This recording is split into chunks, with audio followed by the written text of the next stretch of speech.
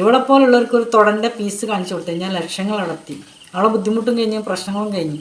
Hello, അസ്സാം വലൈക്കും, നമസ്കാരം. പുതിയൊരു വീഡിയോയിലേക്ക് എല്ലാ മുത്തുമണികൾക്കും സ്വാഗതം. പിന്നെ നമ്മുടെ വീഡിയോ ആദ്യമായിട്ട് കാണുന്ന കുറേ കൂട്ടുകാരുണ്ട്. എന്താ പറയുക, അവരൊന്നും സബ് ചെയ്തിട്ടില്ല. അപ്പോൾ എന്തായാലും എല്ലാവരും ഒന്ന് സബ് ചെയ്ത് നമ്മളെ സപ്പോർട്ട് ചെയ്യണം കേട്ടോ. ഞാൻ എപ്പോഴെപ്പോഴും പറയാറില്ല, എപ്പോഴെങ്കിലൊക്കെ പറയാറുള്ളൂ. അപ്പോൾ നമുക്ക് വലിച്ചു നിൽക്കാതെ വീഡിയോയിലേക്ക് പോകാം. ഞാൻ ഒരു വീഡിയോ കാണിക്കാം, നിങ്ങളൊന്ന് കണ്ടു നോക്കിട്ടോ.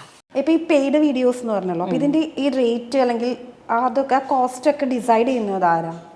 നമ്മൾ തന്നെ ഡിസൈഡ് ചെയ്യുന്നത്, നമ്മൾ തന്നെയാണ് ചെയ്യുന്നത്. ഓക്കെ, അപ്പോൾ ഞാൻ അങ്ങനെ ചോദിക്കുകയാണ്, അപ്പോൾ എൻ്റെ ഈ ഫോട്ടോഗ്രാഫ് അല്ലെങ്കിൽ ഈ ഇപ്പോൾ ശരീരം കാണുന്ന ന്യൂഡ് ഫോട്ടോസ് ആയിരിക്കുമല്ലോ, അതിന് നമ്മൾ തന്നെ ഒരു വില നിശ്ചയിക്കുക എന്നുള്ളത് കുറച്ച് ബുദ്ധിമുട്ടുള്ള കാര്യമല്ലേ?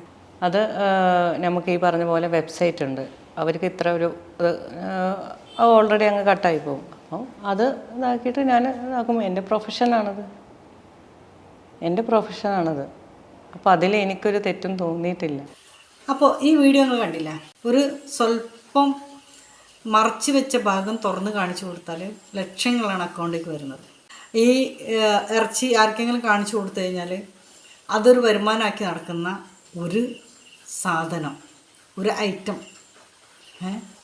ഇനി ഈ വീഡിയോ ഒന്ന് കണ്ടോക്കി.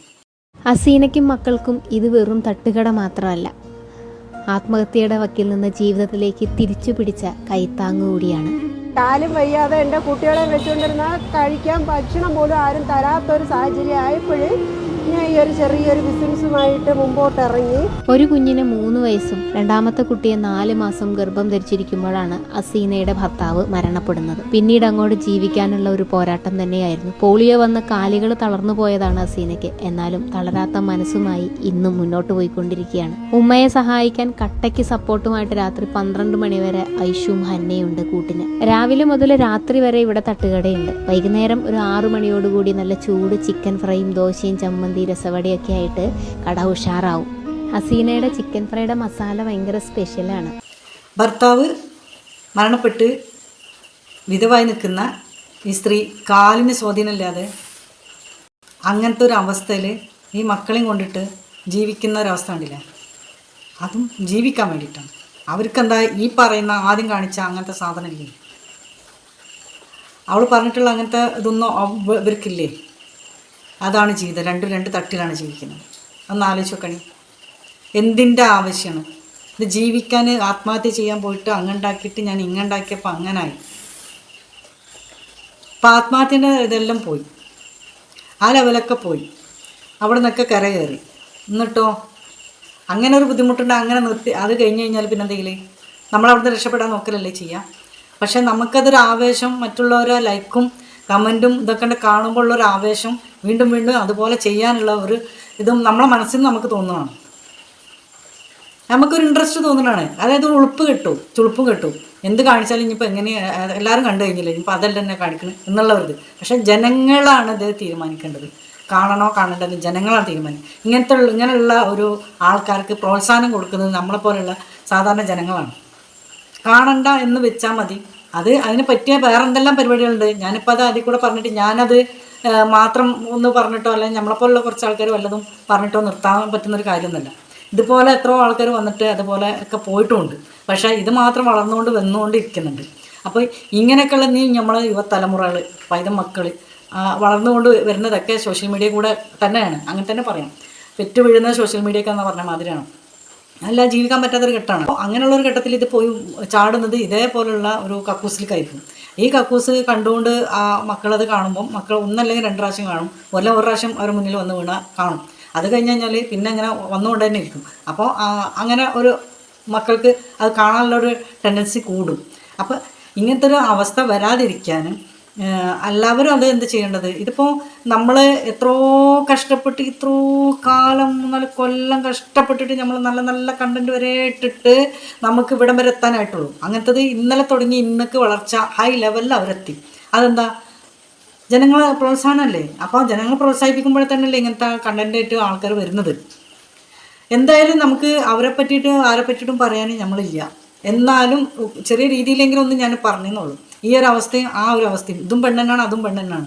അതും എന്താ ആയിട്ട് അതിന് മുസ്ലിമായിട്ട് ഇതിൽ ഹിന്ദു ആയി ക്രിസ്ത്യാനി ആയി എന്നൊക്കെ പറയുന്നതാ.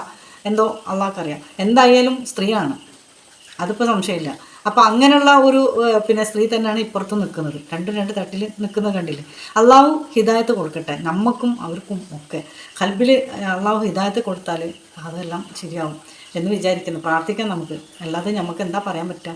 പിന്നെ ഇത് കാണുന്നവർ എന്നെ ആണെങ്കിലും പോലും എല്ലാവരും നെഗറ്റീവ് കമൻ്റ് ഇടും. നെഗറ്റീവ് കമൻ്റ് ഇടാൻ എന്തിനാണ് വന്നിക്കണമെന്നാണ് ഞാൻ ആലോചിക്കുന്നത്.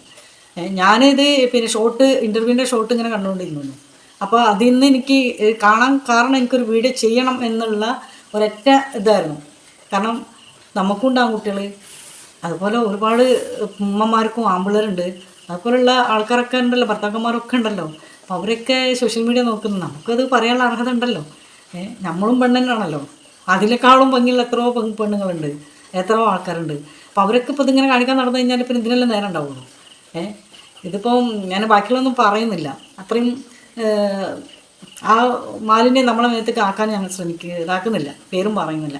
അപ്പം ഇവിടെ പോലുള്ളവർക്ക് ഒരു തുടൻ്റെ പീസ് കാണിച്ചു കൊടുത്തു കഴിഞ്ഞാൽ ലക്ഷങ്ങൾ അടത്തി, അവളെ ബുദ്ധിമുട്ടും കഴിഞ്ഞ് പ്രശ്നങ്ങളും കഴിഞ്ഞ് ആദ്യം യൂട്യൂബ് എടുത്ത്, പിന്നെ ഇൻസ്റ്റ എടുത്ത്, പിന്നെ ഫേസ്ബുക്ക് എടുത്ത്, എല്ലാം ഒന്നുകൊണ്ട് വന്നിട്ട് പറയണുള്ളൂ. പൈത മക്കളെ ഒന്ന് നോക്കിയെന്ന് പറയുമ്പോഴത്തേന് മക്കളെല്ലാം പോയിട്ടാണ്ട് 20K 40K 50K ടപ്പട്ടയച്ചിട്ടാക്കി കൊടുത്ത്. പൈത മക്കളുണ്ടായിട്ടല്ലേ നോക്കാൻ. എന്തായാലും വേണ്ടില്ല, അള്ളാഹു ഹിദായത്ത് നൽകട്ടെ.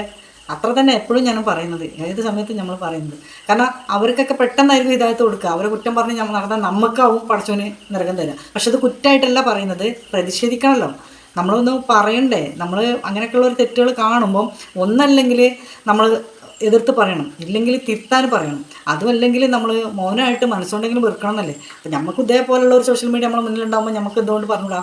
അപ്പം ചെറിയ രീതിയിലെങ്കിലും നമ്മൾ പറയണമെന്നാണ്. അപ്പം ഞാൻ ആ ഒരു ഇത് വെച്ചിട്ടാണ് ഞാൻ ചെറിയ രീതിയിലെങ്കിലും ഇത് പറയുന്നത്. നമ്മളത് വാക്കൊന്നും ആരും കേൾക്കാനും എവിടേക്കും എത്താനൊന്നും പോകണില്ല. എന്നാലും എൻ്റെ ഒരു മനസ്സമാധാനത്തിന് ഞാൻ എൻ്റെ കൂട്ടുകാർ ഇന്നിപ്പോൾ കാണുന്ന ഒരു 10 ആളെങ്കിലും ഉണ്ടാവും, ആ 10 ആളോട് ഞാൻ പറയുന്നത് മാത്രം എന്താണെന്ന് വെച്ചാൽ അവരവരെ ഭർത്താക്കന്മാരോടും മക്കളോടും പറയും, ഇങ്ങനെയൊക്കെ ഒരു സംഭവം ഉണ്ട്, ഈ സാധനങ്ങളൊക്കെ ഉണ്ട്, ഈ സാധനത്തിൻ്റെ ഉള്ളിലേക്ക് പോയാലേ ബാക്കിയുള്ള കാണാൻ പറ്റുള്ളൂ. അപ്പം അത് കാണണ്ട, അങ്ങനത്തെ ഒരു ഒപ്പേ വരുമ്പോൾ കാണണ്ട, അത് അങ്ങനെയുള്ളതാക്കിയാൽ മതി.